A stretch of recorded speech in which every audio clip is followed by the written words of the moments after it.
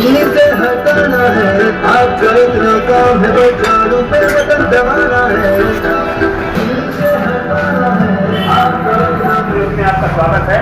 आइए, आज हम बिहार किराड़ी विधानसभा वार्ड 41 में आए हैं। जो मेरे साथ हैं रविंद्र भारद्वाज जी।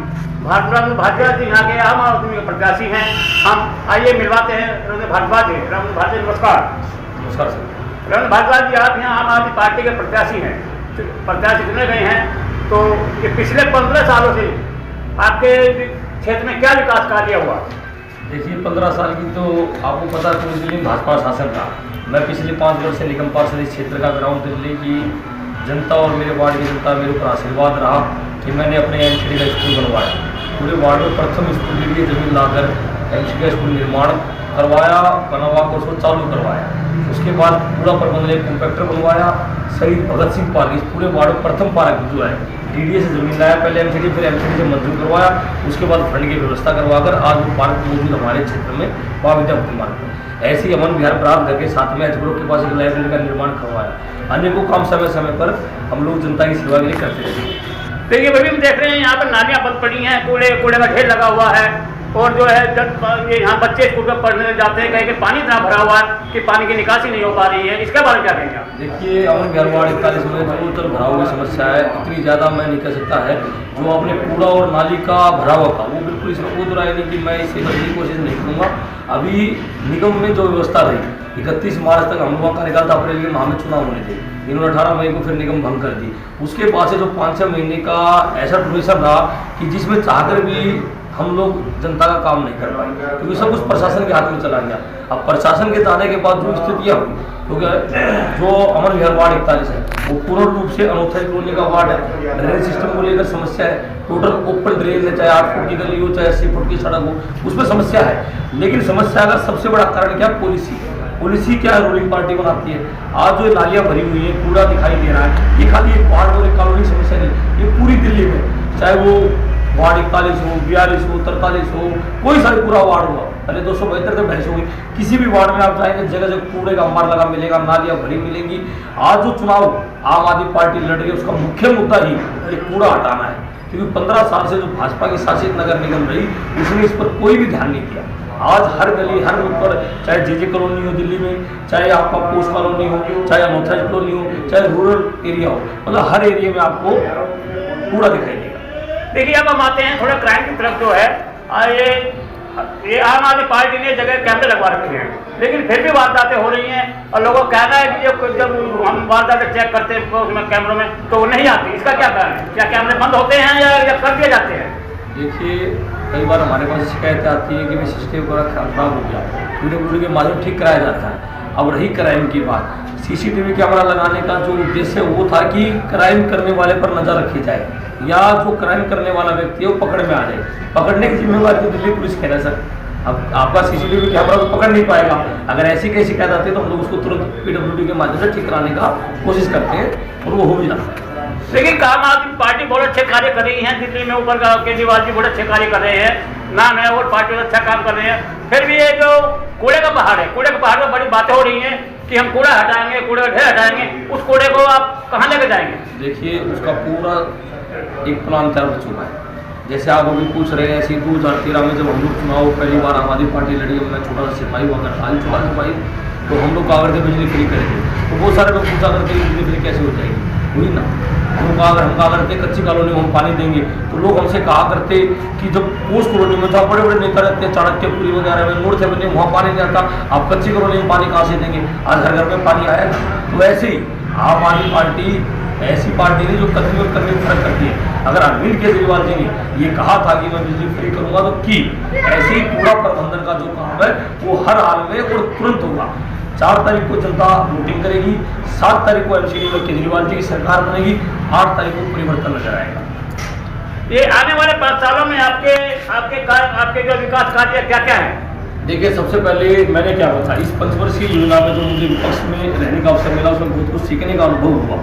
क्योंकि 5 साल पहले हम लोग विपक्ष में 5 साल रहे हैं, तो सीखा बहुत कुछ है। उसमें भी हम लोग अपने क्षेत्र में स्कूल बनवा पाए, पार्क बनवा पाए, कॉन्ट्रैक्टर बनवा पाए, बरात घर की जमीन लिया है, 3000 गज लाइब्रेरी बनवा दी। अब की बार सबसे मुख्य काम जो रहेगा वो कूड़ा प्रबंधन रहेगा।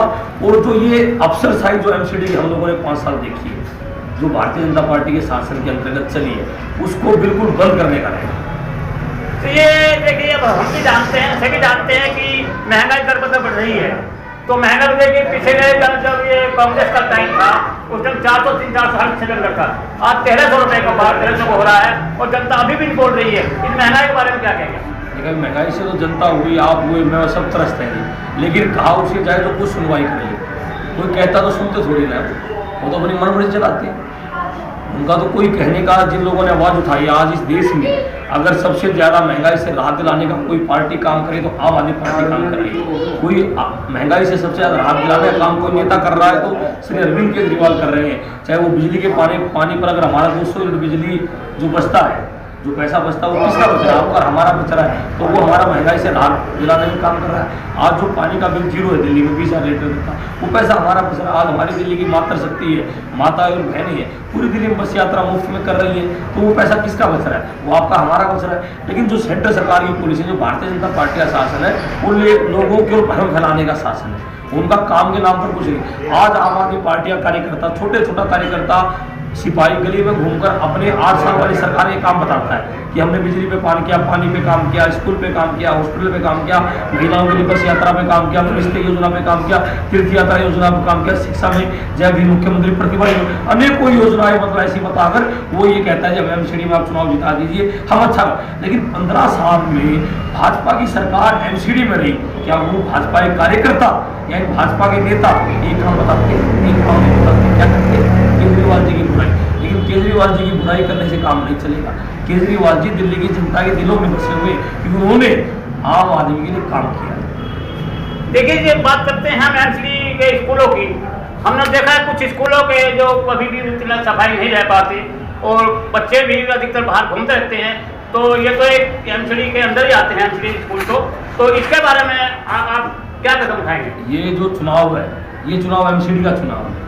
केजरीवाल जी की सरकार बनी 8 साल पहले, जो दिल्ली सरकार के स्कूल थे जो 6th क्लास से 12th क्लास तक होते थे, उनमें एक सेक्शन हमारा नर्सरी लेकर 5th तक भी होता है, लेकिन वो मात्र एक सेक्शन होता है। उसके बाद 6ठी से 12वीं के स्कूल अरविंद केजरीवाल जी जब 8 साल में अच्छे कर सकते हैं, तो क्या भाजपा वाले 15 साल में अच्छे नहीं कर सकते? नीयत ठीक नहीं है, ये बदनीयती से काम करते हैं। इनको पता है कि एमसीडी स्कूल में जो बच्चे पढ़ते हैं वो कच्ची कॉलोनी वालों को पढ़ते हैं, जे कॉलोनी वालों को पढ़ते हैं। ये गरीबों को, बच्चों को शिक्षा से दूर करना चाहते हैं। लेकिन आज मैं आपको पूरा विश्वास दिलाता हूं आपके चैनल के माध्यम से दिल्ली की जनता और अपनी वार्ड की जनता को कि आप सब एक मत होकर एमसीडी में झाड़ू चलाइए, आम आदमी पार्टी की सरकार बनाइए। जैसे अरविंद केजरीवाल जी ने 6ठी से 12वीं के स्कूल अच्छे करे हैं, ऐसे एमसीडी के स्कूल भी अच्छे होंगे। तो क्या जनता आप पे विश्वास कर सकती है कि जो आपके आम आदमी पार्टी जो बनेगी, तो इसमें जो ये जो आम जनता के जो शिकायत है वे दूर किए जाएंगे सभी तरह के? ऐसे आगे कोई शिकायत का मौका नहीं देगी आम जनता पार्टी? देखिए, दिल्ली की जनता पूर्ण विश्वास आम आदमी पार्टी पर करती है, दिल्ली के माननीय मुख्यमंत्री अरविंद केजरीवाल जी पर करती है।